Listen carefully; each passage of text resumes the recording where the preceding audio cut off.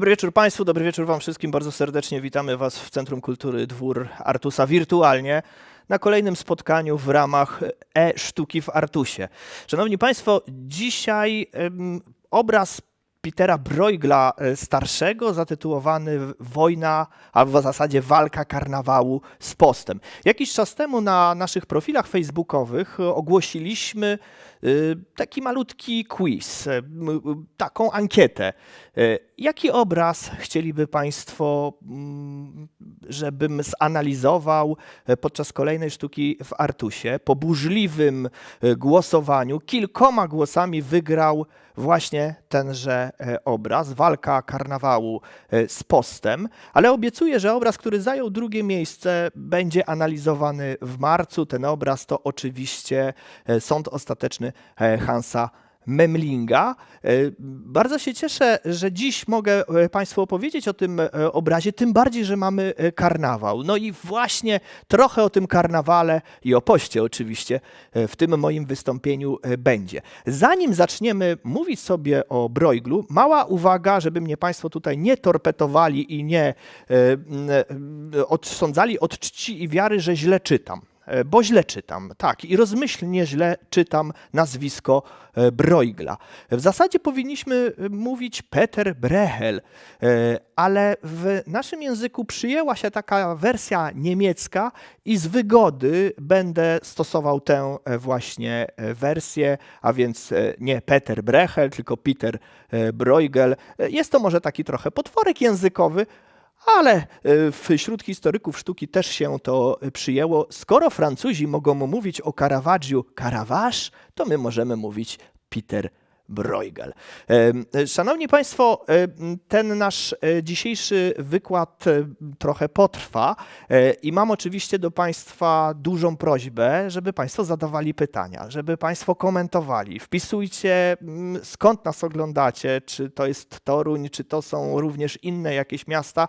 Będziemy bardzo wdzięczni, jeśli Państwo zostawią jakiś ślad i jakiś komentarz, że oglądacie nas nie tylko tutaj lokalnie w Toruniu, bo to jest chociaż ten jedyny plus tego spotkania online'owego.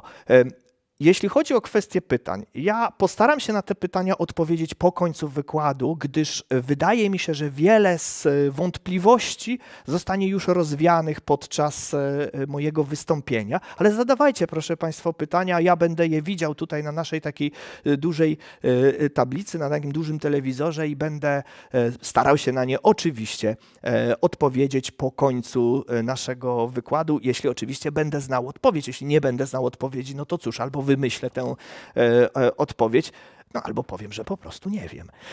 A więc, drodzy Państwo, Peter Bruegel starszy i Walka karnawału z postem. Fascynujący obraz. I drodzy Państwo, to jest coś takiego, że o życiu Bruegela my mamy bardzo mało informacji i mało wiemy też o poglądach samego artysty. Ale nad wszelką wątpliwość pewne jest to, że był on nieprzeciętnym twórcą i zmienił na zawsze sztukę flamandzką. To jest bez wątpienia. I jak nikt przed nim chyba potrafił opowiadać historię. Miał genialny dar opowiadania i być może dlatego właśnie jego dzieła po dziś dzień tak bardzo nas fascynują.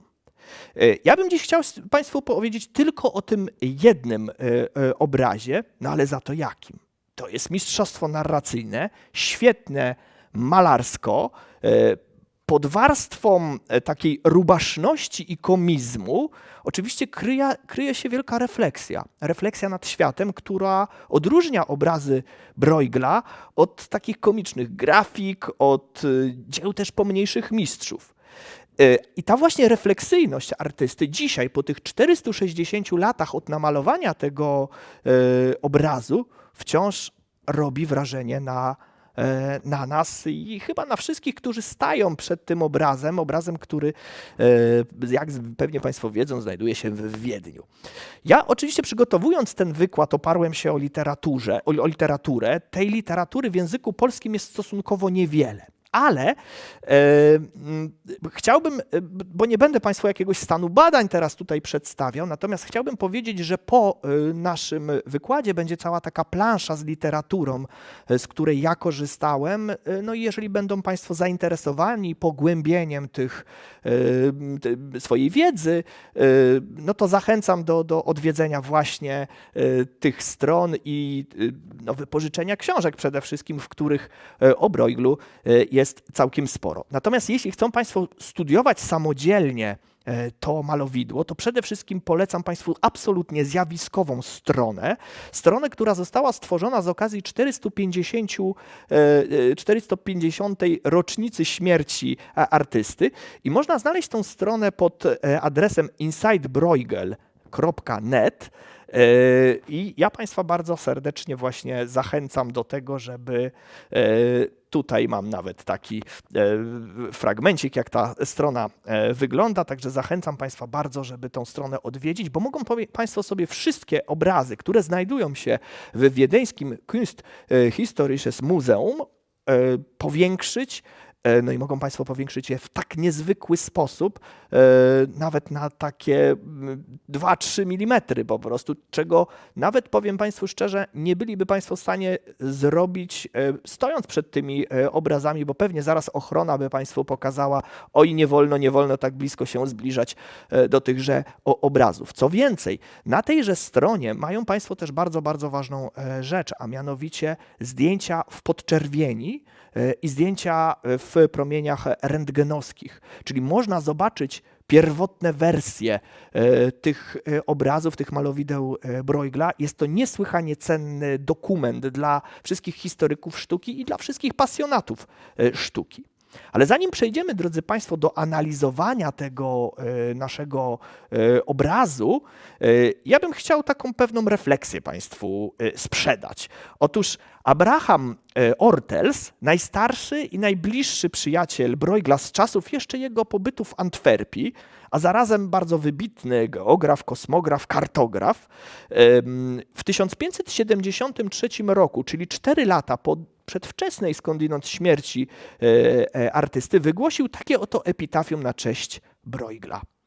Peter Bruegel namalował wiele rzeczy, których nie da się namalować. W całym jego dziele więcej jest materii do namysłu niźli malarstwa. To właśnie te słowa, drodzy Państwo, pokazują, że obrazy Bruegela zawsze były dziełami wartymi interpretowania i dziełami niewtłoczonymi w takie jedne ramy prawdy, lecz dziełami, w których cały czas była taka humanistyczna wizja czekająca troszeczkę na to, żebyśmy my, widzowie, weszli do wnętrza tych obrazów i próbowali je interpretować. I my właśnie, drodzy Państwo, dzisiaj interpretujemy jeden z jego obrazów, wchodząc do wnętrza obrazu Walka Karnawału z postem. To malowidło, tak jak już wspomniałem, dzisiaj znajduje się w Wiedniu, w wiedeńskim Kunsthistorisches Museum. I wbrew temu, co mówią niektóre źródła, ten obraz wcale nie jest gigantyczny. On, jeśli chcieliby Państwo porównania jakiegoś, to przypomina takie 2 plakaty B1 powieszone mniej więcej obok siebie. Jego wymiary dokładnie to 118 cm na 164 cm. Namalowany został na dębowej desce. Także jeżeli ktoś mówi o tym płótno, to się myli. To nie jest płótno, to jest deska. Malowidło pochodzi z kolekcji Rudolfa II w Pradze. Rudolf II znany był jako kolekcjoner obrazów Bruegela, a do zbiorów muzealnych do muzeum w Wiedniu trafiło w XVIII wieku. Nie wiemy, kto był zleceniodawcą, nie wiemy też, kto był pierwszym właścicielem, ani nawet inspiratorem obrazu, także generalnie mało wiemy. Znamy natomiast dokładną datę namalowania tego obrazu. Otóż mamy tutaj taki fragmencik, bo obraz jest i sygnowany, i datowany, co dla historyków sztuki jest oczywiście wielką gratką, bo mamy chociaż jeden pewnik. W lewym dolnym rogu, na kamieniu, na którym kat z chłopem mającym przytwierdzone do głowy gofry, grają w kości.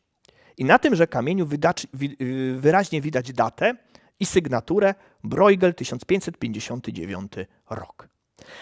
Zanim przejdziemy, drodzy Państwo, do szczegółowej analizy obrazu, bo postaramy się, tak jak powiedziałem, wejść w jego wnętrze, ja bym chciał zrobić trochę taką uwagę natury antropologicznej. I tutaj oczywiście oparłem się o literaturę antropologiczną, między innymi o Bachtina chociażby, bo chciałbym spojrzeć na ten karnawał od tejże strony, dlatego, że wtedy trochę łatwiej nam będzie zrozumieć tenże obraz. Otóż w czasach późnego średniowiecza i wczesnego renesansu niemal każde święto kościelne miało swoją drugą stronę. Tą część jarmarczno-ludową, w której śmiech był taką reakcją na powagę i nadęcie. To takie odreagowanie ludowo-jarmarczne pozwalało zachować mistykę tych wielkich przeżyć chrześcijańskich. Co ciekawe, słowo carnavale pochodzi oczywiście z łaciny i oznacza nic innego jak carne vale, czyli żegnaj mięso. Stąd takie piękne polskie słowo mięsopust. Średniowieczny czas karnawału trwał, tak jak zresztą i dzisiaj, od Święta Trzech Króli do Środy Popielcowej. Ale tak naprawdę ten czas ostatków to był taki czas od Tłustego Czwartku do Środy Popielcowej, taki moment najbardziej intensywnej zabawy karnawałowej. Karnawał to był też taki czas, drodzy Państwo, kiedy ludność przygotowywała się do Wielkiego Postu. A jak wiadomo, Wielki Post wprowadzał szereg zakazów, nakazów i to nie tylko w obrębie jedzenia. Właśnie wtedy, w czasie karnawału, odreagowywano to, co miało się za chwilę wydarzyć, czyli grając we wszelkiego typu gry, tworząc różnego typu zabawy, na które Kościół katolicki, powiedzmy sobie szczerze, świadomi tego, co za chwilę ma nastąpić, dawał przyzwolenie. I wtedy właśnie w czasie karnawału świat stawał na głowie. To był ten świat arebur, odwrócony. Co rozumiem przez stawanie na głowie? Otóż błazen stawał się królem. Wybierano m.in. błazeńskiego opata, arcybiskupa, ba, nawet papieża. Zakładano ubrania na lewą stronę, odwracano porządek świata. Oczywiście, że w dużej mierze czyniono to dla takiej, no powiedzmy sobie szczerze, zwały. Tak trochę jak dzisiejsza młodzież podczas juwenaliów stara się słuchać disco polo. Ale to był też, drodzy Państwo, taki wentyl bezpieczeństwa, który miał za zadanie przygotować ludzi do postu. Postu, który pod wieloma względami wiązał się też z takimi ekonomicznymi wyrzeczeniami. Bo proszę Państwa, w czasie karnawału, to jest oczywistą rzeczą, karnawał się objawiał nie tylko zakazem, Wielki Post objawiał się nie tylko zakazem spożywania mięsa zwierząt ciepłokrwistych, ale i tutaj mogę Państwa troszkę zaskoczyć, w czasie postu, Wielkiego Postu, nie można było spożywać produktów pochodzących od tych zwierząt, czyli mleka, smalcu, sera i jajek. I istniało nawet, drodzy Państwo, takie bardzo śmieszne łacińskie przysłowie średniowieczne, które brzmiało w ten sposób. Ovum enim nihil est, quam caro liquido. Co po polsku można przetłumaczyć w taki sposób: jajko to nic innego jak płynne mięso. Także drodzy wegetarianie, jeżeli jecie jajka, to strzeżcie się, bo to płynne mięso. No i właśnie, dlaczego? Z tego względu, że w czasie Wielkiego Postu nie można było spożywać jajek, w czasie karnawału i szczególnie w czasie ostatków ta tradycja pieczenia w Tłusty Czwartek pączków, faworków, a w Belgii i w Holandii także gofrów. No bo przecież trzeba jakoś było spożytkować te wszystkie jajka, które za chwilę miały być zakazane. Zwiększała się także w okresie karnawału konsumpcja mięsa. I nie tylko dlatego się zwiększała, że można było konsumować to mięso, ale także dlatego, żeby zapewnić stabilność ekonomiczną. Bo branża mięsna przez cały czas Wielkiego Postu, no cóż, Można porównać, że miała takie mniej więcej, była tak zamrożona jak dzisiaj cała gastronomia właśnie w czasach pandemii. Co ciekawe, drodzy Państwo, kary za złamanie tych wszystkich obostrzeń, między innymi jedzenie mięsa w czasie Wielkiego Postu, były niezwykle surowe. Proszę sobie wyobrazić, że karano za to nawet śmiercią. Otóż był taki przypadek w roku 1536, kiedy to stracono jednego studenta za to, że jadał mięso w niedozwolone dni. Tak naprawdę do XV wieku nie widziano w tym całym karnawale nic złego, jednak w XVI wieku, kiedy zaczęły się dosyć silne zawirowania religijne, spowodowane oczywiście wystąpieniem Lutra, coraz bardziej zaczęło się też polaryzować społeczeństwo. I karnawał zaczął być troszeczkę postrzegany jako ten czas grzechu, i przeciwstawiany był ten grzeszny karnawał ascetycznemu postowi. Grzech karnawału polegał także na panującej w jego czasie takiej wielkiej rozwiązłości seksualnej, bo nie muszę Państwu mówić, że w czasach karnawału rozwiązłość seksualna była tolerowana, natomiast w czasie Wielkiego Postu, co też jest dosyć ciekawe, był zakazany wszelki seks. Co ciekawe jeszcze, jeśli chodzi o tą rozwiązłość seksualną, w czasie karnawału proszę tutaj skierować swoje myśli w kierunku symboliki falicznej kiełbasek, co nie jest tutaj bez znaczenia. I drodzy Państwo, właśnie w kwestii tej polaryzacji należałoby trochę odczytywać też obraz Bruegla, który jest poniekąd opisem karnawałowych zwyczajów, choć wydaje mi się, że myliłby się każdy, kto chciałby tutaj odnaleźć tylko i wyłącznie taką encyklopedyczną wiedzę o czasie karnawału. Oczywiście Bruegel portretuje zabawy, zwyczaje karnawałowe, ale malowidło jest zdecydowanie bardziej dwuznaczne w swoim wyrazie. To, co zwraca na samym początku uwagę, to niezwykła mnogość postaci. I taki chaos, pozorny chaos oczywiście, który bije z tego obrazu. Tyle tu wszystkiego, że nam jest naprawdę bardzo trudno skupić wzrok i jesteśmy od samego początku trochę zagubieni. I w zasadzie nie wiemy, w którym kierunku mamy iść. I dopiero stopniowo, gdy zaczynamy w ten obraz coraz głębiej wchodzić, udaje nam się wyodrębnić poszczególne grupy i orientować się, że w istocie to malowidło jest bardzo dokładnie przez Bruegla zaplanowane. Warto na samym początku, drodzy Państwo, patrząc na ten nasz obraz, zwrócić uwagę na jego układ. Otóż ogromne znaczenie odgrywa bardzo charakterystyczny wysoki horyzont. My, patrząc jako widzowie, czujemy się troszeczkę tak, jakbyśmy stali na balkonie. Na balkonie, z którego obserwujemy scenę toczącą się tutaj w tym obrazie. Oczywiście obraz możemy podzielić na dwie części. Takim umownym zwornikiem całego obrazu jest studnia. Stronę lewą, czyli stronę karnawału z wszelkimi atrybutami związanymi z karnawałem, a także stronę prawą, czyli stronę postu, która jest oczywiście pełna umartwień i ascezy. Na pierwszym planie, to jest oczywiście ta tytułowa walka karnawału z postem, widzimy wojnę, walkę pomiędzy siedzącym na ogromnej beczce grubasem, który symbolizuje karnawał. Ubranie, drodzy Państwo, ledwo się na nim dopina.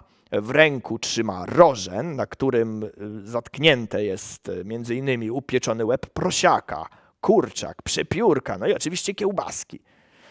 Na głowie zaś ma, to też ciekawe, wytrawny placek, z którego wystają ptasie nóżki.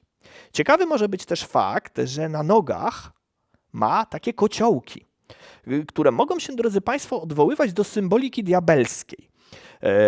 Skąd taka interpretacja? Otóż jeśli przypomną sobie Państwo słynny obraz Hieronima Boscha, Ogród rozkoszy ziemskich i piekło, to tam mamy demona. Demona, który właśnie ma też takie kociołki na nogach. Oczywiście one są trochę inne niż kociołki broiglowskie, ale ta symbolika diabelska,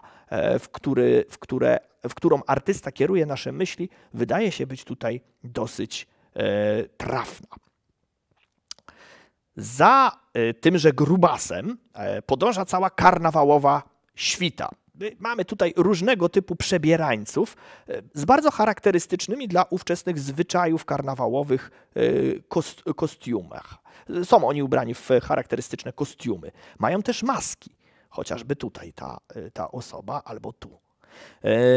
Możemy podziwiać też bardzo dużo takich symboli odwołujących się do samego karnawału. Nie wszystkie te symbole są, drodzy Państwo, dla nas dzisiaj czytelne, choć generalnie mają nam wszystkie pokazywać ten świat odwrócony do góry nogami. Drodzy Państwo, ci wszyscy przebierańcy świta księcia karnawału, nawet jak na średniowiecze, są ubrani dosyć nietypowo i komicznie. No ale co się dziwić, to jest właśnie orszak księcia karnawału, orszak, który jest takim orszakiem odwróconym, wywróconym na nicę. Warto też zwrócić uwagę na mężczyznę pchającego beczkę. Proszę, on tutaj jest widoczny, tutaj mamy lepsze jeszcze jego powiększenie. Tenże mężczyzna ma na głowie czapkę w takich tradycyjnych symbolach karnawału. Żółty, zielony i czerwony. Jego ubiór może zaś świadczyć, że jest oszustem. Skąd to wiemy? Otóż żółty kolor tradycyjnie bowiem był kolorem przypisywanym blagierom. Ciekawa jest też tutaj postać kobiety. Ta kobieta, prawdopodobnie kobieta, ale tak się wydaje nam, niesie na głowie stół. I na tym stole widać takie małe chlebki, gofry i nóż. I historycy sztuki, drodzy Państwo, zwrócili tutaj uwagę na to, że jest tu pewne podobieństwo do obrazu, kolejny już raz, Hieronima Boscha. Otóż może Państwo tego nie wiedzą, ale Hieronim Bosch wykonał również obraz zatytułowany Walka karnawału z postem. Niestety obraz nie dotrwał do naszych czasów, ale znany jest z XVII-wiecznych kopii. Tak wygląda obraz Boscha. Proszę zobaczyć, że jest to zupełnie inne malowidło, ale naukowcy dostrzegli tutaj pewne podobieństwo. Tutaj ten książę karnawału jest właśnie niesiony na takim stole przez swoich wyznawców. Ten stół skojarzył się historykom sztuki właśnie z tym stołem, na którym leżą chlebki. Być może właśnie Bruegel również znał tenże obraz Hieronima Boscha. Ten motyw niesienia stołu jest też oczywiście bardzo ciekawy, ale wracając do naszego obrazu, chciałbym zwrócić Państwa uwagę też na to, co znajduje się pod nogami tutaj księcia karnawału. Otóż pod tymi nogami znajdują się między innymi tłuczone jajka, skorupki, które właśnie podczas karnawału wykorzystywano nadmiarowo po to, żeby, skorupki, jajka w czasie karnawału wykorzystywano nadmiarowo po to, żeby tego zapasu się troszeczkę pozbyć. Tam jeszcze w tle jedna z postaci ma na sobie taki naszyjnik z jajek. To też jest dowód na to, że tych jajek w czasie karnawału było pod dostatkiem. Możemy też się przyjrzeć, drodzy Państwo, tutaj wyrobowi gofrów. To bardzo ciekawa rzecz, bo z takiego trochę etnologicznego i etnograficznego punktu widzenia kobieta bowiem smaży te gofry, wyrabia je, a to jest charakterystyczna potrawa belgijskich karnawałów. I otóż te belgijskie gofry, zresztą po dziś dzień, cieszą się wielką estymą smakoszy w całym świecie. Gofry zresztą pojawiają się, drodzy Państwo, w kilku miejscach tego obrazu, jak chociażby, tu mamy to zbliżenie, wyraźnie widać, jak powstają te gofry, a tu mamy jeszcze jedno zbliżenie. W rogu widzą Państwo tych dwóch mężczyzn, którzy grają ze sobą.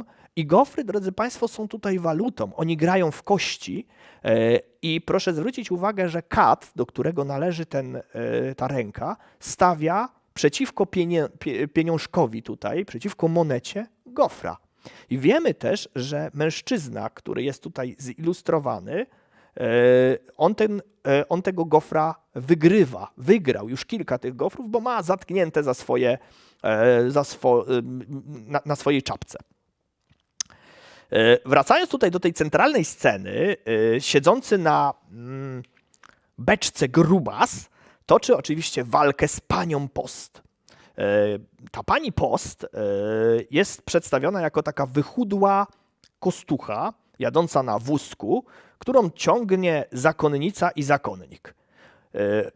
Pani Post ubrana jest na szaro, na głowie zaś ma ul. I drodzy Państwo, z tego ula wylatuje rój pszczół. Ten ul przypomina biskupią tiarę, a symbolika ula i pszczół jest tutaj dosyć czytelna. Pszczoły są bowiem symbolem Kościoła. Tym samym pani Post ma taką kościelną rekomendację, że to, co się tutaj dzieje i to, co dzieje się, jeśli chodzi o całą ascezę, jest przez Kościół rekomendowane. Znak jakości Kościół katolicki. Pani Post trzyma w ręku łopatę. Łopatę do chleba i na tejże łopacie możemy zobaczyć 2 śledzie. To jest oczywiście nawiązanie do postnego jedzenia. Zresztą wszystko, co tutaj widzimy, ma taki taką drugą stronę tego jedzenia karnawałowego. Bo skoro po stronie karnawału mamy gofry, mamy mięso, to po stronie postu mamy wszystko, co kojarzy nam się z jedzeniem postnym. Proszę zwrócić uwagę, że mamy tutaj chociażby precle, podpłomyki, a tutaj mamy kosz, który wypełniony jest małżami. Małże zresztą tutaj sobie leżą pod wózkiem pani Post. Dzisiaj małże oczywiście uważane są za wspaniałe owoce morza, niesłychanie są drogie, ale warto zwrócić na to uwagę, że w okresie średniowiecza traktowane były jako jedzenie postne. Głównie dlatego, że pochodziły z wody. I tutaj znana też jest dosyć ciekawa historyjka, być może Państwo to wiedzą, ale niektóre zwierzęta, które wiemy, że są ssakami i nie są rybami, też są traktowane jak ryby. Przykład kapibara. Nie wiem, czy Państwo wiedzą, ale kapibara cały czas jest traktowana przez Kościół katolicki jako ryba. To jest trochę związane z faktem takim, że gdy misjonarze pojechali, przepraszam za tę dygresję, ale ona jest chyba dosyć ciekawa, gdy misjonarze pierwsi pojechali do Ameryki Południowej, bardzo trudno było wyplenić z Indian jedzenie kapibary, także w piątek, z takiego względu, że był to podstawowe wyżywienie wielu plemion. Więc znaleziono pewien wytrych i stwierdzono, że skoro kapibara większość czasu spędza w wodzie, to jest rybą. I dzięki temu można kapibarę jeść w piątek, także jeśli ktoś z Państwa jest katolikiem, to spoko, jest dyspensa, można w piątek sobie wszamać kapibarę. To tyle tej dygresji a propos kapibary. Teraz już obiecuję, że wracamy do naszego obrazu. Za wózkiem pani Post,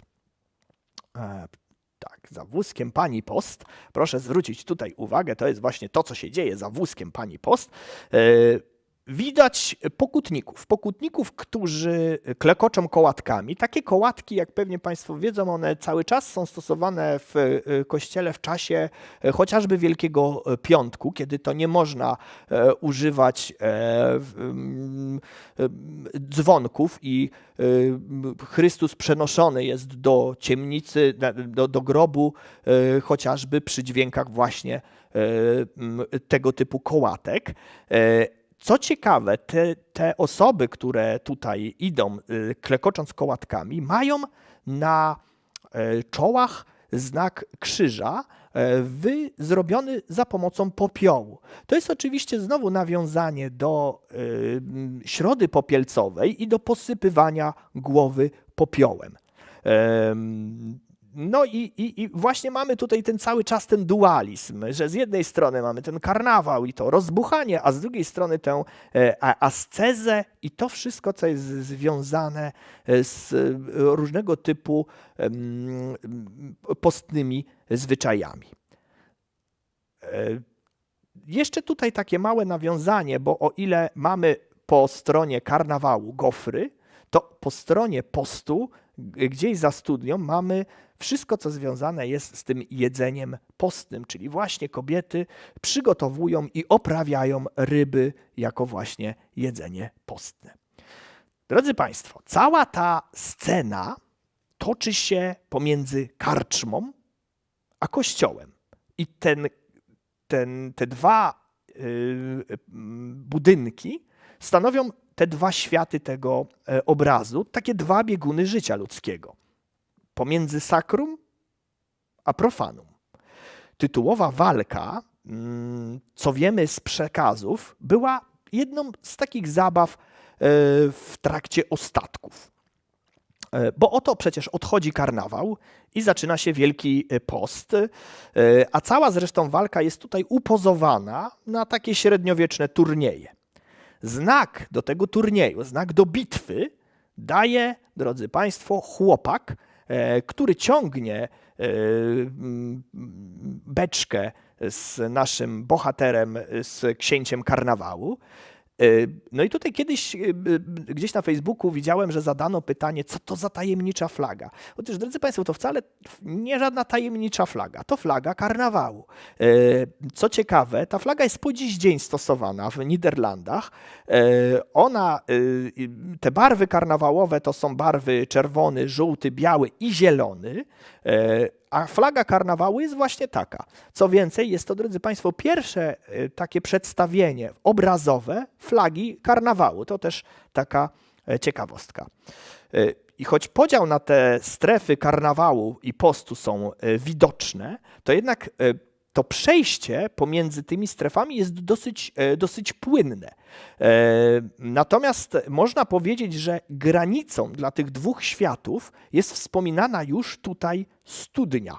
Studnia, która jest takim zwornikiem tych dwóch światów. To też ma, drodzy Państwo, bardzo symboliczne znaczenie i odwołuje się tutaj bez wątpienia do tego, co mamy na myśli, myśląc o obmywaniu się, do chrztu, bo grzech zmywany jest przez chrzest, zmywany jest przez obmycie się, a studnia, woda żywa ułatwia nam pozbycie się tego grzechu. Czyli innymi słowy, chcąc przejść ze świata karnawału do świata postu, powinniśmy przejść za pomocą jakiegoś tam obmycia, wejść czyści do Królestwa Niebieskiego.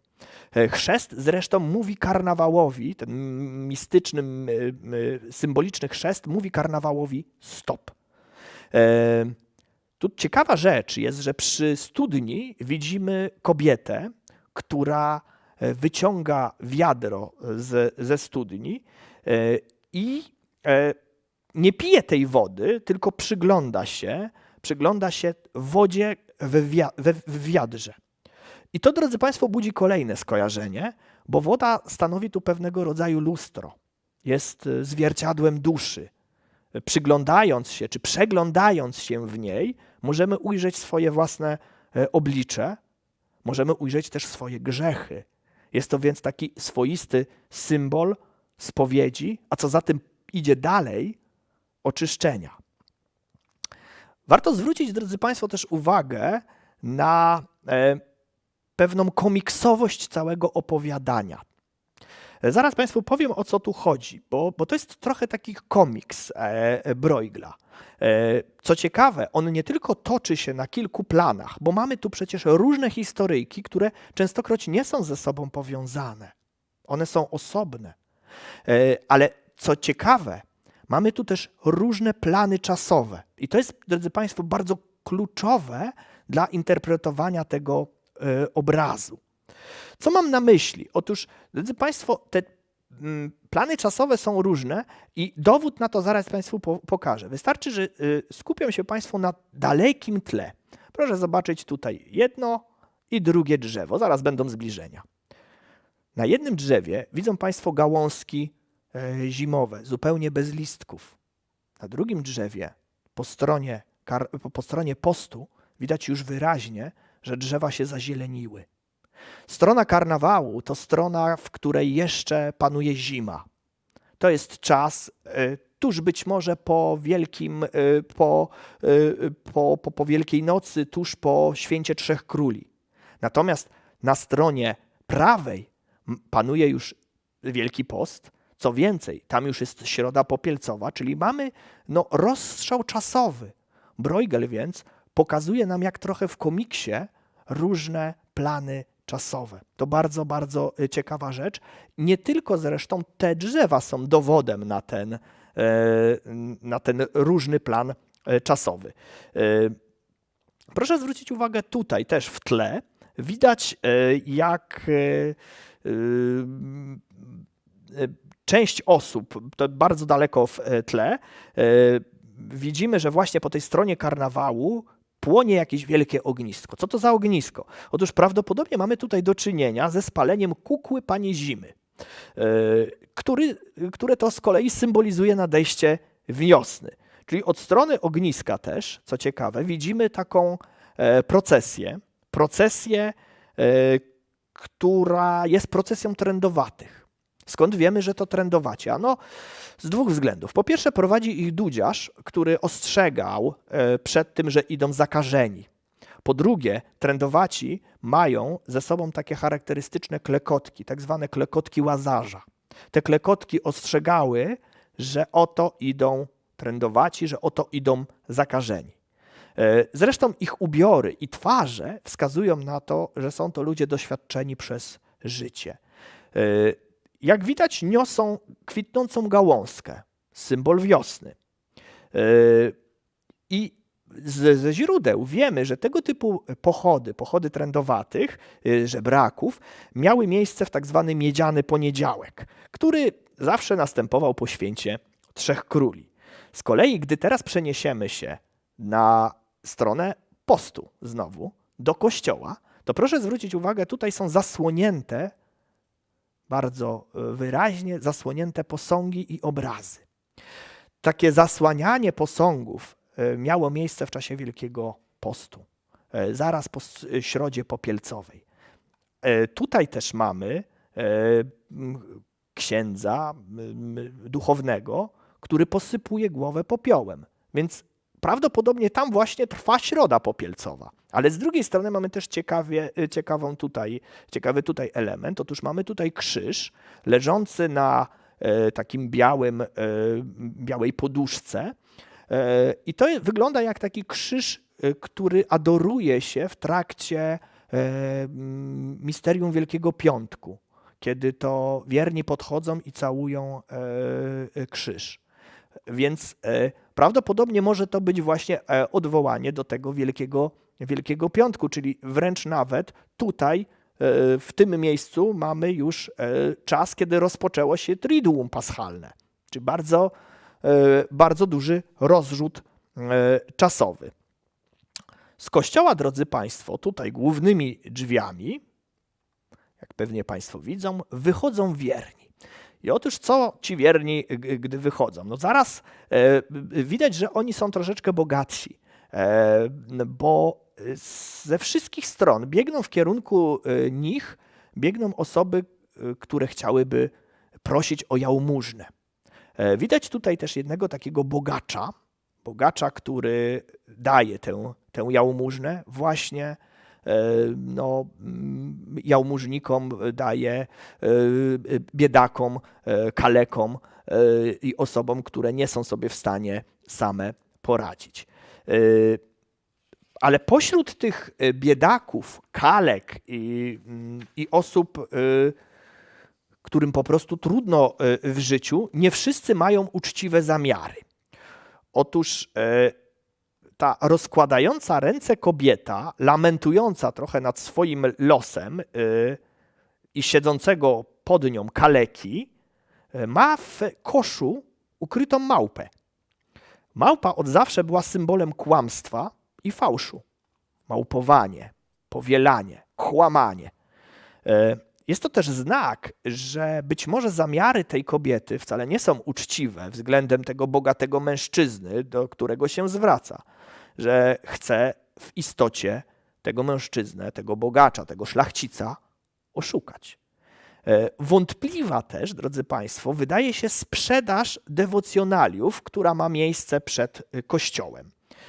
Kobieta bowiem sprzedaje różnego typu figurki, kosteczki, które mają pewnie wywoływać cuda, są to pewnie najwspanialsze relikwie, ale w istocie wyglądają trochę tak, jak byłyby to co najmniej takie relikwie jak szczebelek z drabiny, która przyśniła się Jakubowi. W rzeczywistości wyglądają po prostu bardzo biednie i widać, że no nie do końca chodzi tutaj o prawdziwe relikwie, a po prostu o zarobek.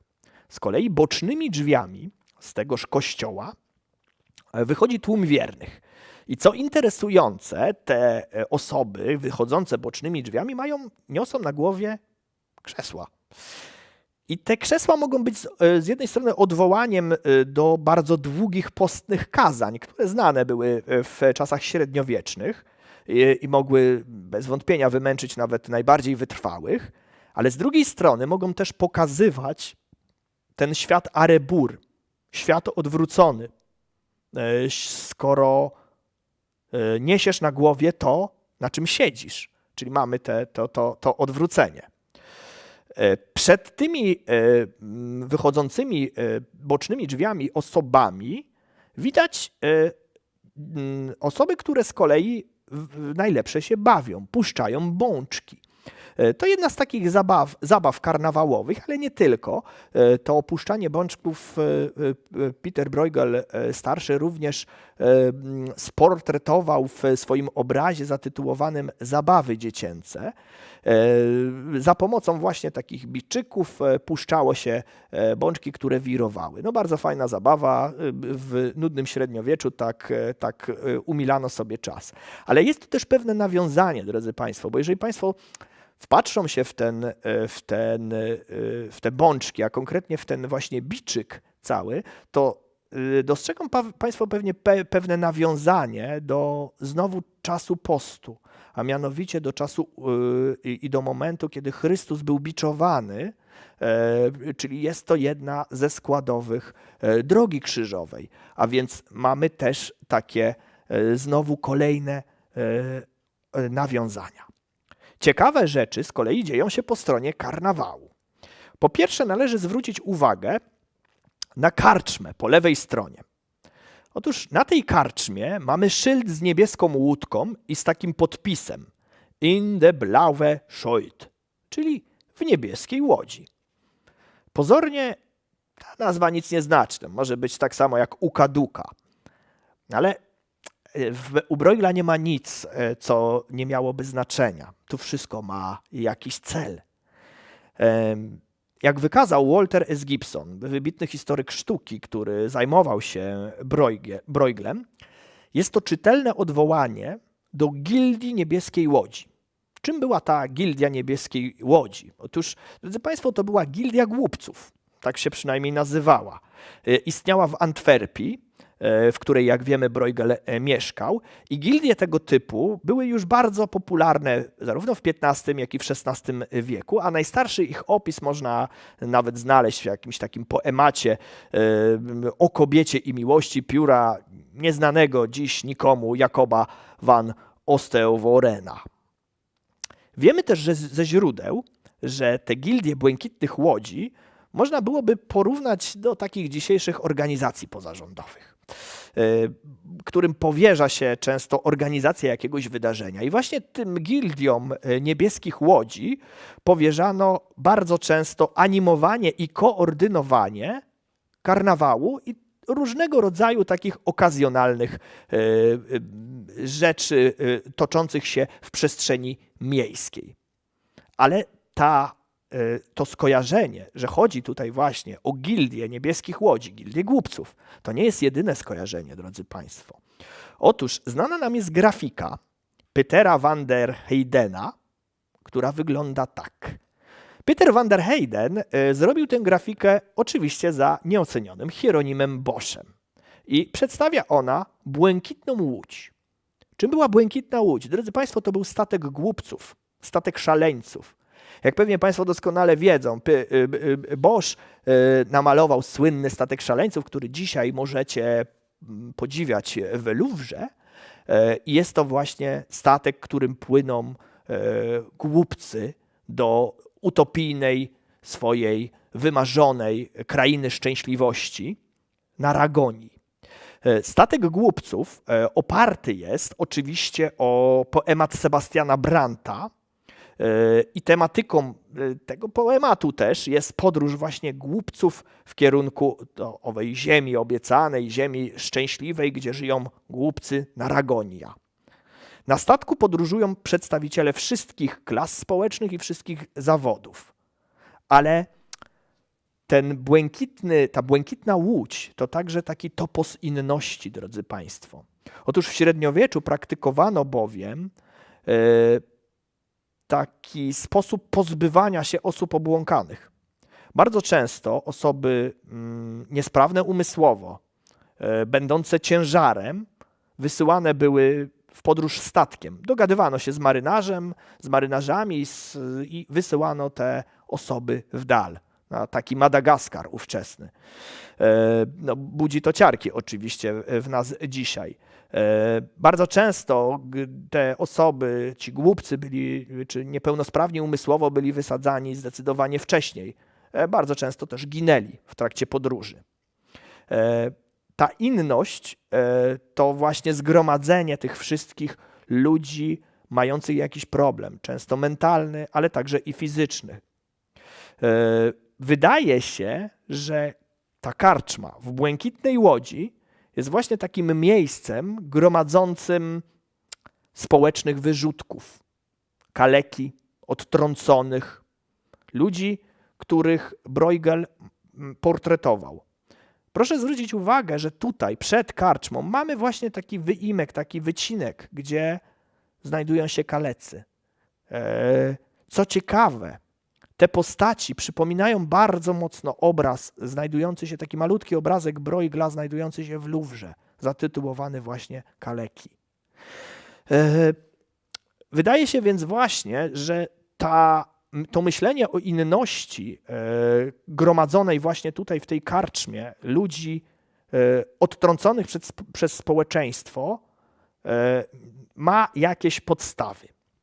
Ale drodzy Państwo, też knajpa w błękitnej łodzi to nie jest jedyna knajpa, która się tutaj na obrazie Bruegela znajduje. W tle bowiem widzimy kolejną gospodę i wiemy, udaje nam się nawet zrekonstruować, co to jest za gospoda. Otóż po tych znaczkach, emblematach, a także po wiszącej tutaj rzeźbie smoka wiemy, że jest to gospoda in der Draak, czyli dosłownie w smoku. Po prostu, albo po naszemu raczej gospoda pod smokiem. Te winiety podobnych knajp możemy odnaleźć w różnych innych też obrazach, a raczej grafikach Bruegela. Jedną z takich grafik, gdzie widzimy właśnie winiety różnego typu knajp, jest zabawa w Hoboken z 1559 roku. Oczywiście to jest grafika, rysunek, który wykonał Peter Bruegel starszy, a kto inny już zrobił grafikę. Niemniej jednak to jego kompozycja tutaj posłużyła za wykonanie tejże grafiki. Ciekawą rzeczą jest też to, że, i to zwraca naszą uwagę, że zarówno przed knajpkami tutaj w tej grafice, jak i przed knajpkami, przed karczmami w obrazie walka karnawału z postem, czyli tutaj i tutaj, toczą się pewne przedstawienia, dziwne przedstawienia, okazjonalne przedstawienia.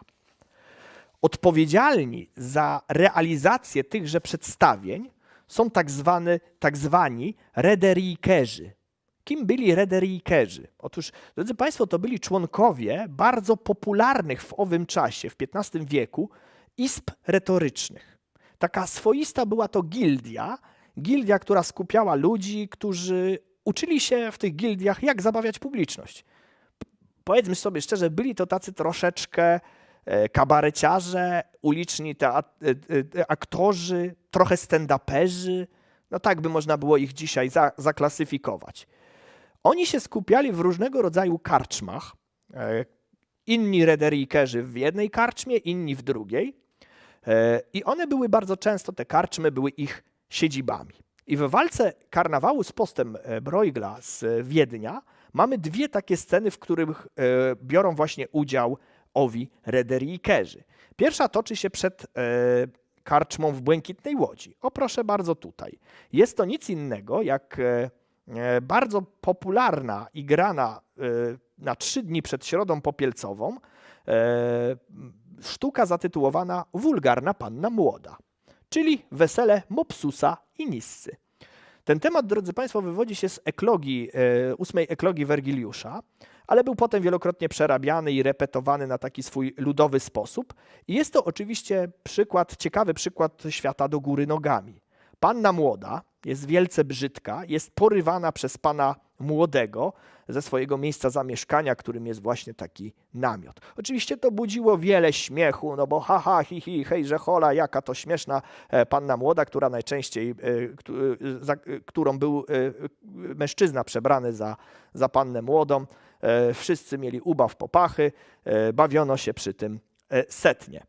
Państwo mogą pomyśleć, że ja sobie tutaj zmyślam i sobie stwierdziłem, że to pewnie jakaś podstawiona historyjka. No ale na całe szczęście mogę to Państwu udowodnić. Otóż Peter Bruegel starszy zrobił też grafikę, która jest oczywiście bardzo podobna do tego przedstawienia. To jest właśnie Wulgarna Panna Młoda. Oryginał pochodził z 1566 roku. To jest wyrytowana za Peterem Brueglem oczywiście grafika. No i to jest dowód na to, że właśnie ta scena się tutaj toczy. Drugą sceną z kolei jest scena tocząca się przed wspaniałym kolejną knajpą, czyli przed tym w brzuchu smoka, w smoku. I ta scena z kolei jest też odgrywana przez rederikerów. Jest to spektakl mający, czy opiewający historię człowieka, dzikiego człowieka, zwany maskaradą Walentyna i Orsona. To jest, drodzy Państwo, też oczywiście oparte na grafice, na drzeworycie Bruegla. I ta historia cieszyła się wielką popularnością w późnym średniowieczu i w początku renesansu, a historia odnosi się do takiego średniowiecznego romansu, który opowiadał o dwójce bliźniaków, którzy w wieku niemowlęcym zostali porzuceni przez matkę w lesie. Walentyn został znaleziony przez rycerza, który służył na dworze Pepina.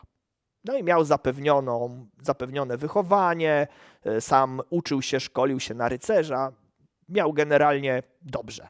Z kolei Orson został znaleziony przez niedźwiedzia i to niedźwiedź go wychowywał, czyniąc zeń pół człowieka, pół zwierzę, dzikiego człowieka. I ta scena, którą tutaj Państwo widzą w obrazie Bruegla, to jest właśnie moment, kiedy spotykają się obaj bracia.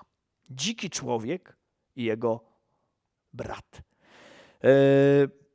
Rysunek i grafika, drzeworyt Bruegla pozwolił zidentyfikować tę scenę. Wydaje się, że także do tych rederikerów próbuje nawiązywać mężczyzna w łachmanach, który staje na beczce obok karczmy ze smokiem i śmiało demonstruje swoje umiejętności w piciu. Jak pewnie Państwo widzą, cieszą się z tego tylko dzieciaki, natomiast no, nie podoba się to temu mężczyźnie znajdującemu się tutaj, który polewa pomyjami aspirującego do miana rederikera człowieka. Obraz Bruegla, mimo tych wszystkich nawiązań i często pewnych wzorców wizualnych, jest jednak dziełem na wskroś oryginalnym.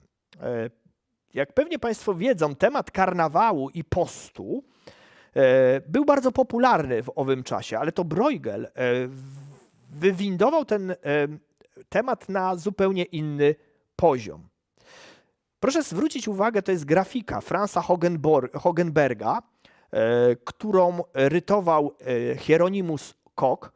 Hieronymus Koch był także rytownikiem rysunków Bruegla, jego przyjacielem, a także mecenasem i osobą, która pomagała Brueglowi i co więcej, co ciekawe, zafundowała podróż Bruegla do Włoch, do Italii.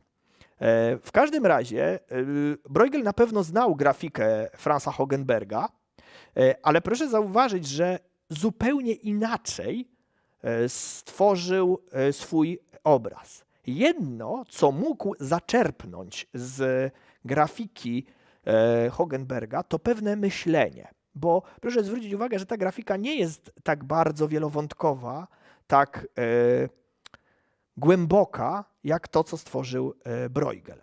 Ale jest tutaj, drodzy Państwo, ciekawy podpis pod tą grafiką Hogenberga. Otóż ten podpis brzmi tak, że na karnawał zaproszeni są wszyscy. I tu jest kluczowe zdanie, bo przecież każdy lubi się umazać tłuszczem. Z drugiej zaś strony sugeruje też w podpisie Hogenberg, że ci, którzy lubią jeść ryby i tanie jedzenie, mogą w czasie postu bardzo małym wysiłkiem zyskać opinię dobrego i trzeźwego katolika. O co chodzi w tym wszystkim? Drodzy Państwo, o trochę taką krytykę fałszywej pobożności, że łatwo, jeśli ktoś potrafi się odpowiednio ustawić, łatwo należeć do tych fałszywych pobożników. I w obrazie Bruegla takich nawiązań do tej fałszywej pobożności nie brakuje. Zanim, drodzy Państwo, przejdziemy do takiej próby całościowego spojrzenia na obraz Bruegla, jeszcze jedna bardzo ważna uwaga, trochę taka natury historyczno-formalnej. Ja od tego, drodzy Państwo, zacząłem, że chciałem Państwa uwagę zwrócić na ten wysoko postawiony, położony horyzont. Tak, że patrząc na ten obraz, wydaje nam się, jakbyśmy patrzyli z balkonu na scenę, która się tam rozgrywa. Troszeczkę tak, drodzy Państwo, jakbyśmy patrzyli na scenę teatralną. Proszę zwrócić uwagę, że obraz jest zamknięty z trzech stron. Z jednej strony tym kościołem, z drugiej strony budynkami, z trzeciej strony wreszcie karczmą. To ujęcie jest takie, jakbyśmy patrzyli na scenę, na przedstawienie teatralne grane na scenie komicznej. I tutaj, drodzy Państwo, pewne nawiązanie. Otóż w XV wieku wybitny teoretyk architektury i sztuki, i matematyki, i geometrii Sebastiano Serlio opublikował taką księgę w zasadzie, która była księgą o architekturze, ale w jednej z tych swoich ksiąg radził, jak powinna wyglądać uniwersalna scena teatralna dla teatrów komediowych, dla teatrów satyrycznych, czyli taka scena komiczna. I otóż w tej swojej księdze nie tylko pokazał rysunek, ale także dał opis. Tak to otóż wygląda. To jest właśnie fragment tegoż traktatu Tutte le opere d'architettura e prospettiva. I Serlio pisze o tym, że w każdej takiej satyrycznej scenie teatralnej powinno się znajdować kilka modułowych budynków, które łatwo można przestawiać, zmieniać, ale które muszą być, bo dzięki temu łatwo jest rozegrać tam przedstawienie komediowe. Co to są za budynki? Otóż karczma, i tutaj, drodzy Państwo, karczma, która może być jednocześnie domem publicznym. I teraz kolejna ciekawostka związana z Brueglem. Jeśli się Państwo uważnie wpatrzą, to w knajpie, karczmie w Niebieskiej Łodzi możemy znaleźć całującą się parę, która to właśnie może sugerować, że pokoje, które znajdują się na piętrze, nie tylko służyły za miejsce noclegu dla zdrożonych podróżnych. Co więcej powinno się znajdować w tej scenie komediowej? Domostwa i kościół. Wszystkie te rzeczy oczywiście mamy w obrazie Bruegla. Oczywiście, tak jak powiedziałem, ten układ może być dowolny, modułowy, możemy to przestawiać i zmieniać. I teraz jeśli weźmiemy dodatkowo pod uwagę pewien aspekt historyczny, otóż to, że na terenie Niderlandów pierwsze tłumaczenie Serlia miało miejsce w połowie XVI wieku, a odpowiadał za nie teść Petera Bruegla starszego, czyli Peter Kok van Elst, to się wszystko zaczyna układać w jedną taką całość. Możemy więc domniemywać, że Bruegel znał traktat Serlia i być może chciał upozować swój obraz na taką scenę komiczną, scenę satyryczną. Wiele było, drodzy Państwo, prób odczytania tego obrazu. Jego pierwsze XIX-wieczne interpretacje mówiły o tym, że pod płaszczykiem takiej walki karnawału z postem artysta takich ukrył konflikt pomiędzy protestantami a katolikami.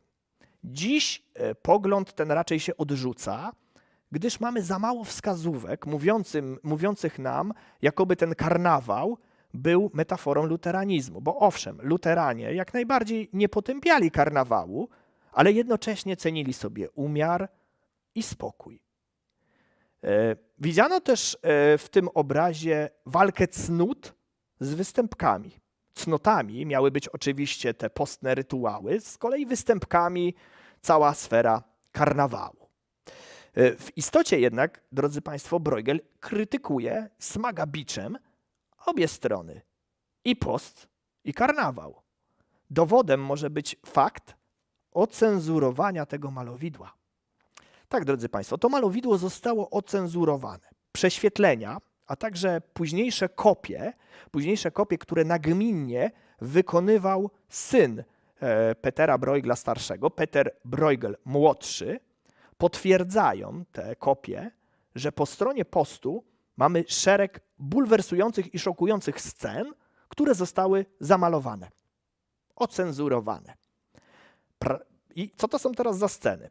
Ja najpierw Państwu pokażę tutaj na tym obrazie, gdzie je będziemy mogli znaleźć. Tutaj,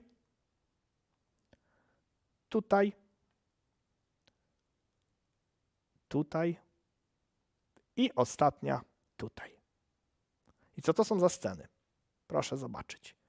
Pod kościołem leży dwójka martwych dzieci w takim śpiworku. Tutaj leży zagłodzony człowiek. Tu mamy jakiegoś takiego kalekę, demona, nie wiemy dokładnie, co to jest. I wreszcie ostatnia scena, widziana na prześwietleniu rentgenowskim, to kobieta, która ciągnie wózek, na którym mamy trupa. Żaden jałmużnik, drodzy Państwo, nie zainteresował się tymi dziećmi. Nikt im nie pomógł. Nikt nie pomógł tym osobom. To trochę takie niechrześcijańskie jednak i niekatolickie. A jednak takie rzeczy miały tutaj miejsce. Ale zostały ocenzurowane. Zostały ocenzurowane prawdopodobnie dlatego, że właśnie nie chciano prezentować tej strony postu jako strony, która też jest negatywna. Że też jest to trochę taka fałszywa pobożność. Pobożność, że klęczymy bardzo długo w kościele, ale nie zauważamy martwych dzieci przy wyjściu z kościoła. Mówiąc o kopiach Petera Bruegla młodszego, chciałbym tutaj tylko, drodzy Państwo, myszka spadła, nic się nie stało. Mówiąc o kopiach Bruegla młodszego, chciałbym tylko zasygnalizować pewien ciekawy aspekt, bardzo ciekawy aspekt. Otóż przed wojną w Polsce, w Krakowie, znajdowała się jedna z wersji obrazu Walka postu z karnawałem, która, jak wiemy dzisiaj, została namalowana przez Petera Bruegla młodszego. I otóż ten obraz został zrabowany, zaginął w czasie II wojny światowej, a został wywieziony przez von Wachtera i jego żonę Charlotte. Wachter był no między innymi gubernatorem odpowiedzialnym, wysoko postawionym nazistowskim, austriackim nazistowskim urzędnikiem odpowiedzialnym między innymi za budowę getta w Krakowie. To jego pomysłem było stworzenie murów z macew, murów z nagrobków żydowskich, ten pomysł dodawał jeszcze takiego dodatkowego znaczenia tym szokującym scenom, które się tam działy i na pewno wpływał jeszcze gorzej na morale przebywających, stłoczonych w getcie krakowskim Żydów. To malowidło, drodzy Państwo, znajdowało się przed II wojną światową w Krakowie, w muzeum, ale zostało, tak jak powiedziałem, skradzione i znamy je tylko i wyłącznie z takiego czarno-białego zdjęcia. I otóż, drodzy Państwo, kilka lat temu wybuchła taka dosyć duża, dosyć ciekawa sprawa, taki mały skandalik, gdyż jedna z rodzimych historyczek stwierdziła, że malowidło skradzione z Krakowa i znamy je tylko z tego czarno-białego zdjęcia, to w istocie obraz, który dzisiaj znajduje się w Kunsthistorisches Muzeum w Wiedniu. I że to jest nasz oryginał po prostu tam. No, można to bardzo łatwo oczywiście obalić, bo jak pewnie Państwo zobaczą, no tutaj widzimy te osoby, dwójkę tych dzieci, które są zamalowane, a poza tym historia obrazu wiedeńskiego jest pewna. Ten obraz pochodzi z kolekcji Rudolfa II, został zakupiony do muzeum w XVIII wieku, więc to na pewno są dwa różne obrazy. Można się oczywiście spierać, który obraz jest kopią, a który oryginałem, ale wydaje się, że obraz, który znamy z takiego nawet słabego zdjęcia, jest po prostu kopią Bruegla młodszego i powiedzmy sobie szczerze, tak będziemy go identyfikować. Wracając do naszych całościowych interpretacji, próbowano też obraz Bruegla interpretować przez pryzmat literatury, a w szczególności przez pryzmat słynnego dzieła Françoisa Rabelaise'ego, jakim jest Gargantua i Pantagruel. I owszem, drodzy Państwo, jest kilka motywów podobnych tutaj w tym obrazie, jak choćby, jeżeli znają Państwo Gargantuę i Pantagruela, w jednym z rozdziałów w czwartej księdze jest wizyta Pantagruela na wyspie, która jest władana przez kiełbaski. I te kiełbaski toczą nieustającą wojnę z wyspą Ścicha-Pęków, która jest z kolei władana przez króla Popielca. I ci Ścicha-Pękowie to właśnie tacy fałszywi pobożnicy, którzy cały czas prowadzą wojnę z królestwem kiełbasek. No, jest to dosyć śmieszne oczywiście, ale jak pewnie Państwo widzą, to są tylko i wyłącznie pewne motywy. Nie można mówić tutaj o całościowej inspiracji Rabelaisem. Raczej są to właśnie motywy znane z karnawałowych tradycji, które zaczerpnął do swojej książki i Rabelais, i Peter Bruegel starszy do swojego obrazu. Jak zatem interpretować, drodzy Państwo, ten obraz? Ja bym podążał za tezami Waltera S. Gibsona, bo wydaje mi się, że kluczem interpretacyjnym jest motyw Theatrum Mundi, czyli świata jako teatru. Nie bez przyczyny starałem się Państwu pokazać te odwołania do Serlia i ten wysoko postawiony horyzont. Wydaje się nam być ten obraz właśnie taką sceną teatralną. A jeśli dodatkowo dołączymy do tego kwestię gry i takich odwołań do gry różnie rozumianej, bo mamy tu występujących rederykerów, czyli aktorów, ale mamy też scenę gry w kości. Mamy leżące pod stopami karnawału karty. To też są gry. Wreszcie te zabawy, gdzie wpuszczanie bączka, to też jest gra. to możemy sobie pomyśleć, że jest to właśnie taki teatr, w którym toczy się gra. Teatr, którego jesteśmy świadkami, ale jest to też teatr absurdu, drodzy Państwo. Absurdu, bowiem to my często podążamy za błaznami i głupcami. To oni nas wiodą. Czy nie brzmi to jakoś tak trochę znajomo, że teraz też żyjemy w teatrze absurdu, a pomiędzy nami są cały czas głupcy, którzy gdzieś wiodą nas nie wiadomo w którym kierunku? Skąd ta błazeńska interpretacja? Otóż, jeśli wyznaczymy sobie dokładnie osię symetrii i dokładną matematyczny środek tego obrazu, to proszę zwrócić uwagę, że okazuje się, że środek dokładnie wypada w pustym miejscu. Dziwne, prawda? Ten obraz jest zarojony ludźmi, ale jest jeden taki szczególnie oświetlony punkt, a obok tego punktu mamy dziwną parę. Parę, która jest wiedziona przez błazna. Przez błazna, który ma zapaloną pochodnię. Pytanie, czy na pewno jest wiedziona przez błazna. Takie bardzo często można spotkać interpretacje. Czy może ten błazen zachodzi im tylko drogę, albo chce, żeby para podążała za nim. Prawdopodobnie jest to mężczyzna i kobieta. Mężczyzna w szerokim kapeluszu ma albo plecak, albo garb. Kobieta z kolei ma przytroczony do swojego paska, ma przytroczoną latarnię. To bardzo, bardzo ciekawe. Tak jak powiedziałem, trudno powiedzieć, czy błazen prowadzi tę parę, czy może im zagradza drogę. A oni raczej, jakbym ja miał patrzeć na ten obraz, w mojej opinii, oni za nim nie idą. Oni wybierają inną, zupełnie inną drogę. Jeszcze raz, jak cofniemy ten obraz, to proszę zobaczyć, że błazen idzie w kierunku karnawału. Para natomiast idzie w kierunku tego, co znajduje się tutaj, w kierunku domostw, w kierunku ludzi, którzy tutaj sumiennie i cicho pracują. Ta kobieta myje okna, tutaj kobieta pracuje przy koszyku jakimś, wykonuje jakieś gospodarskie prace.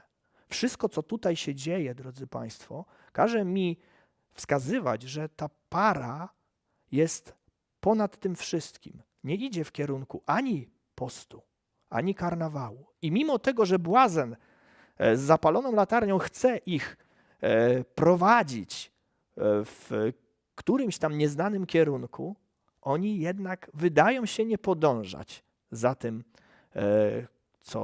co błazen proponuje. Ta interpretacja błazeńska nie jest oczywiście niczym nowym. Proszę zwrócić uwagę na pokazywaną już tutaj zabawę w Hoboken, gdzie też mamy na pierwszym planie błazna, który wiedzie dzieci, uprowadza je i wiedzie trochę tak, powiedzmy, że na manowce. Czyli ten motyw błazeński w twórczości Bruegla jest często repetowany. I na koniec, drodzy Państwo, jeszcze jedna rzecz, którą obiecałem Państwu w komentarzach. Jedna z niezwykłych, pięknych, poetyckich interpretacji malowidła, którą dał nam nieoceniony Jacek Kaczmarski w swoim wierszu Piosence. Poeta starał się w tym wierszu Piosence zatytułowanym Wojna postu z karnawałem poetycko opisać obraz Bruegla i znaleźć taki bardzo humanistyczny wymiar tego obrazu. Jego intencją nie tylko była chęć pokazania właśnie tego humanizmu, uniwersalności tego obrazu, ale co ciekawe i to, o czym mówił w wywiadach, było to takie pewne nawiązanie do kampanii wyborczej, jaka w 1990 roku toczyła się w Polsce pomiędzy Lechem Wałęsą, który utożsamiany był właśnie z karnawałem, z karnawalizacją, a Tadeuszem Mazowieckim, wtedy z Unii Demokratycznej, którego wygląd bardziej był utożsamiany z postem. Jak wiadomo, post przegrał. Tadeusz Mazowiecki nie wszedł nawet do drugiej rundy, a w drugiej rundzie, jak pewnie Państwo wiedzą, spotkał się karnawał ze Stanem Tymińskim. No i wygrał karnawał. I przez kolejne 4 lata w Polsce rządził właśnie takie coś, co można nazwać tak zwanym karnawałem. Ale my zresztą nie o tym. Kaczmarski w swoim wierszu, drodzy Państwo, podsumowuje cały ten obraz w 2 ostatnich zwrotkach. Siedzę w oknie, patrzę z góry, cały świat mam w oku. Widzę, co kto kradnie, gubi, czego szuka w tłoku. Zmierzchem pójdę do kościoła, wyspowiadam grzeszki, nocą przejdę się po rynku i pozbieram resztki. Z nich karnawałowo postną, ucztą jak się patrzy, uraduje bliski sercu ludek wasz żebraczy. Żeby w waszym towarzystwie pojąć prawdę całą, dusza moja pragnie postu, ciało karnawału. Poeta, drodzy Państwo, centralną postacią, w mojej opinii słusznie, uczynił postać siedzącą na oknie. Ale pomylił się. Nie dostrzegł, być może celowo, ale nie dostrzegł jednej rzeczy. Ta postać, drodzy Państwo, to lalka, to kukła. I tu nasza interpretacja się zamyka. Bruegel pokazuje nam teatr świata, w którym niczym kukiełki my animowani jesteśmy przez coś zewnętrznego. Niektórzy mogą powiedzieć, że to absolut. Mnie się wydaje, że bardziej chodzi o przypadek i sądzę, że Bruegel by się ze mną zgodził. Skąd ja to wnioskuję? Otóż po pierwsze jest tu wiele odwołań do gier losowych, w tym do gry w kości. To odwołanie, proszę zwrócić uwagę, gdzie się znajduje. Grają tutaj w kości 2 mężczyźni. Kat, czyli śmierć, i chłop. Chłop, który wygrywa od śmierci gofry. A cała ta gra toczy się nad podpisem Bruegela. W bardzo ważnym miejscu. Jakby Bruegel sam jako malarz rekomendował grę. W jednym wydaje mi się, że Kaczmarski ma oczywiście rację. Ten obraz z pewnością opisuje taką odwieczną walkę, która toczy się w człowieku, tę walkę pomiędzy zabawą a ascezą. I dla mnie, drodzy Państwo, to malowidło jest przede wszystkim o wyborze drogi. Drogi, która może być drogą ascezy, może być drogą zabawy, ale może być też to szlak, który wytycza ta para podążająca w kierunku tego horyzontu. To też jest wybór. To jest droga numer 3. Droga w kierunku uczciwej, codziennej pracy.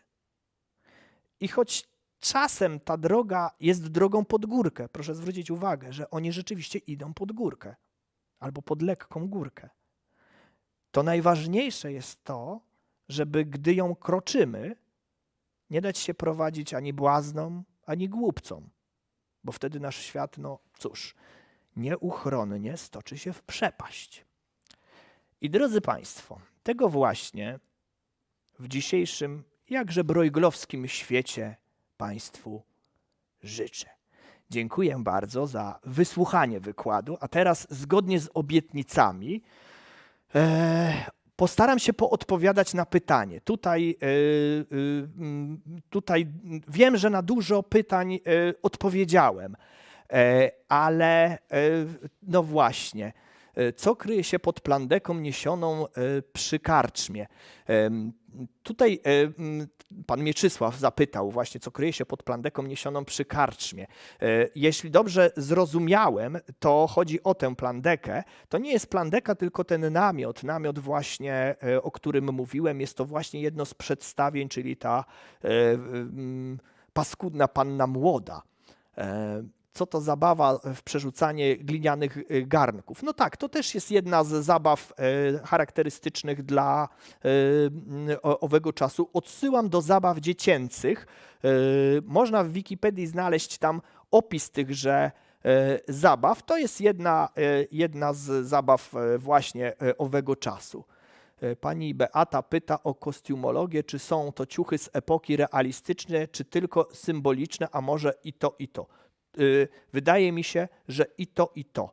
To są jednak rzeczy, które są rzeczami absolutnie z epoki. Natomiast po stronie karnawału można dostrzec, że to są przebierańcy, że te nałożone na siebie łachmany częstokroć mają być kostiumem. I ta kwestia kostiumu to jest kolejny ten aspekt, żeby rozumieć ten obraz jako teatralizację. Pani Ola pyta, czy potencjalna konfrontacja dwóch korowodów może być rozumiana jako granica między dwiema skrajnymi epokami. Nie sądzę. To znaczy inaczej. Jeśli chcemy ten obraz rozumieć z naszego punktu widzenia, to jak najbardziej można te dwie epoki ze sobą rozdzielać. Ale mnie się wydaje, że raczej trudno byłoby po Bruegelu domyślać się, że on byłby w stanie rozumować w taki sposób, że oto właśnie wczoraj skończyła się pewna epoka. Od wczoraj zaczął się renesans. Nie sądzę, żeby to w ten sposób sam twórca chciał to nam powiedzieć. Tutaj jeszcze pan Mieczysław pyta, z okna karczmy spogląda twarz człowieka zamienionego w dudy. Dlaczego krucyfiks spoczywa w pościeli? Ten człowiek zamieniony w dudy, ja wcale nie jestem przekonany, czy on jest zamieniony w dudy, czy trzyma po prostu dudy i wymiotuje.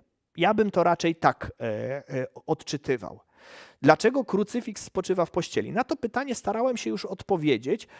Wydaje mi się, że dlatego, że jest to ten moment właśnie związany z Triduum Paschalnym, a konkretnie z Wielkim Piątkiem i momentem, kiedy to krucyfiks leży w białym.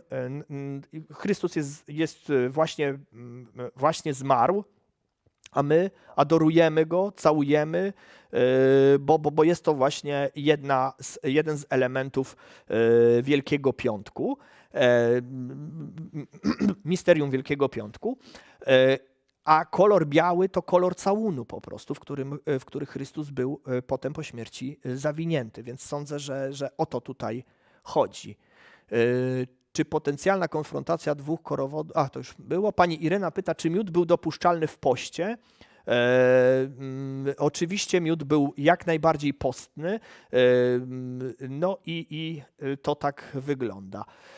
No dobrze, to teraz jeszcze jak mają Państwo jeszcze jakieś pytania, jakieś swoje komentarze, to ja oczywiście chętnie postaram się na wizji na nie odpowiedzieć, a jeśli już tych komentarzy nie będzie teraz, to ja po naszym spotkaniu postaram się zajrzeć na Facebooka i oczywiście na część tych komentarzy i pytań odpowiedzieć, jeśli będę znał odpowiedź. Dobrze, dalej lecimy tutaj, bo właśnie się pojawiły kolejne pytania. Czy miejsce akcji to konkretne miasto? Według naukowców nie. Trochę gryzie mnie, pan Arek komentuje, gryzie mnie zaliczanie Bruegela do średniowiecza. Ani temat, ani sposób malowania mi nie pasuje. Oczywiście Bruegel nie jest przez historyków sztuki zaliczany do średniowiecza, tylko proszę, też to jest szufladkowanie trochę. Proszę pamiętać, że jeżeli wyznacznikiem renesansu są odwołania do antyku, no to u Bruegela tych odwołań Państwo nie znajdą. Ale warto zwrócić uwagę, że Bruegel był we Włoszech, zetknął się z dziełami sztuki wielkich twórców, Leonarda, Michała Anioła, ale nie zaczerpnął od nich tego, co zaczerpnęli inni, tego, co na przykład zaczerpnął Dürer, znając Włochów. Bruegel zaczerpnął zupełnie co innego. Jego zafascynował pejzaż. Natomiast jeśli chodzi o myślenie humanistyczne, to jest coś, co odróżnia Bruegela od średniowiecza. To jest to myślenie, że oto ja jestem też artystą, ja kreuję w jakiś sposób świat, ja opowiadam wam świat. I ja się też pod tym podpisuję i nie wstydzę się swojego podpisu, bo robię to na swoją chwałę, a nie na chwałę religii, tak jak to robiono bardzo często w średniowieczu. Pani Zonia pyta, dlaczego niebieska łódź jest zielona? To efekt kontrastu oczywiście w momencie, kiedy spojrzałaby Pani na oryginalny obraz, rzeczywiście bardziej ta łódź jest niebieska. Czy może elementy niebieskie w obrazie stały się zielone pod warstwą pożółkłego werniksu? Mogło tak być, ale proszę mieć świadomość, że obraz był wielokrotnie konserwowany i no, sądzę, że starano się zdjąć ten werniks. Natomiast jakie kolory rzeczywiście miał oryginał, tego Państwu nikt pewnie nie jest w stanie odpowiedzieć. Pani Alicja pyta, co to za postać, która siedzi na parapecie domu, w którym kobieta myje okna. Postać ma szarą skórę i tylko 4 palce, wygląda jak kukła i trochę wzbudza u mnie niepokój. Starałem się na to odpowiedzieć. Tak, to jest kukła karnawałowa, która jest tu pewnego typu symbolem. To ona nad wszystkim czuwa. To ona nad tym wszystkim panuje w jakiś sposób. I to też jest coś, co potwierdza tę interpretację jako teatrum mundi, teatrum świata, a my jesteśmy tylko pewnymi marionetkami. Kolejne pytania tutaj będą wklejane. Dobrze. Czy coś tu jeszcze? Drodzy Państwo, ponieważ pytań jest bardzo, bardzo dużo, ja postaram się jeszcze na jedną całą taką na jeden cały moduł pytaniowy odpowiedzieć na wizji. Natomiast umówmy się w ten sposób, bo to chyba będzie wygodniejsze. Ja za dosłownie jakieś 20 czy 15 minut, jak tylko wypiję jeszcze trochę wody, bo mnie gardło zaczyna boleć, usiądę do komputera i postaram się Państwu poodpowiadać na te wszystkie pytania, ale teraz tutaj kolejne pytania. Pani Justyna pyta w kontekście ukrytych fragmentów. Ciekawe, kto nakazał odwzorowanie. Chyba chodziło o ocenzurowanie. Tak, kto nakazał ocenzurowanie, czy to był Kościół?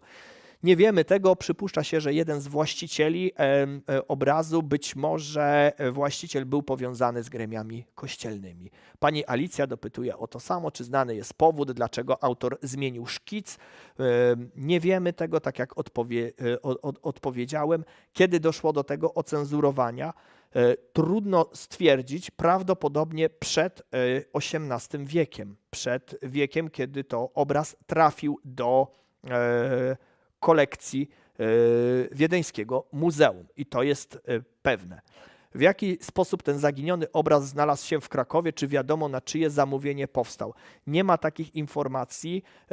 Odsyłam tutaj do takiej książki Lista Wachtera. Tam jest więcej informacji na temat obrazu krakowskiego. Cały czas ten obraz jest bardzo, bardzo tajemniczy dla nas wszystkich, gdyż po pierwsze go nie ma, więc nie możemy na nim pracować w żaden sposób. Po drugie, źródła są bardzo, bardzo skąpe, poza jakimiś tam inwentarzami, w których zresztą jest wymieniony, skąd ten obraz pochodził. On został zakupiony z kolekcji jednego hrabiego.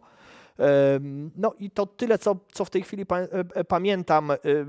No, szczegółów nie sprawdzałem, przyznam się szczerze, to jest jakby osobny moduł tej historii. Czy prelegent może polecić jakąś literaturę? Tak, obiecałem Państwu literaturę i tutaj właśnie w tej chwili cała bibliografia dotycząca samego Bruegla. Natomiast cóż, jeśli chodzi o kwestie ikonograficznych ciekawostek dotyczących malarstwa niderlandzkiego, myślę, że mogą Państwo zacząć przede wszystkim od lektury symboli i obrazów profesora Jana Białostockiego w języku polskim. To jest dosyć już wiekowa książka, ale tam znajdą Państwo dużo symboliki związanej z twórczością artystów północnych. Więc to mógłbym Państwu tak na szybko polecić. Natomiast cóż, no, bardzo często nie ma czegoś takiego jak takie jakieś wielkie kompendium w języku polskim dotyczącego symboli w malarstwie niderlandzkim. Trzeba po prostu te symbole troszeczkę tak wyciągać z poszczególnych dzieł różnych twórców, różnych artystów, takich jak właśnie Bruegel czy Bosch. Drodzy Państwo, może w tym miejscu skończymy. Skończymy nasz wykład tutaj na wizji, ale obiecuję Państwu, że siądę do komentarzy i postaram się w tych komentarzach skomentować i odpowiedzieć na jeszcze więcej pytań. Może też Państwu polecę jakąś kolejną literaturę, która jakoś Państwu może pewne rzeczy rozwieje. Jak Państwo widzą, ta moja literatura tutaj, ta bibliografia, którą Państwu polecam, to jest oczywiście takie absolutne jakby minimum, to nie jest jakiś kompendium. Jeśli mógłbym coś polecić dla miłośników Bruegla, to przede wszystkim taką oto książeczkę. To jest, drodzy Państwo, książka napisana przez Waltera S. Gibsona, bardzo fajnym, łatwym angielskim językiem, popularno-naukowym. To jest książka, która zupełnie inaczej opowiedziała o Brueglu, więc wydaje mi się, że warto po prostu po tę książeczkę sięgnąć. No i to tyle, co ja Państwu na dziś chciałem powiedzieć. Drodzy Państwo, bardzo serdecznie Państwu dziękuję. Mogę tylko obiecać jedno, że w marcu chciałbym, żebyśmy się również spotkali. Wierzę, że Państwo też zawitają na profil Dworu Artusa.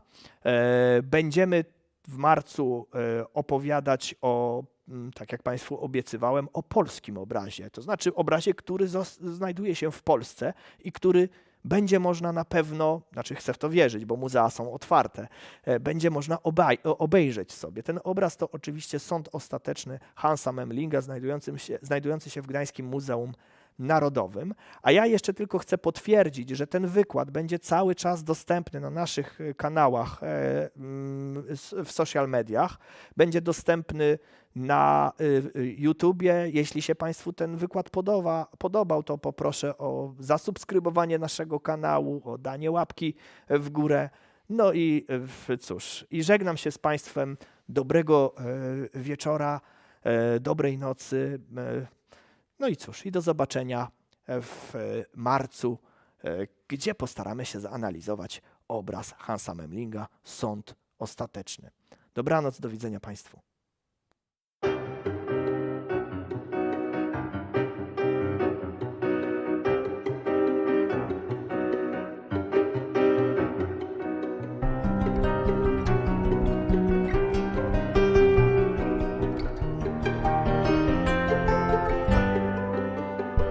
Thank you.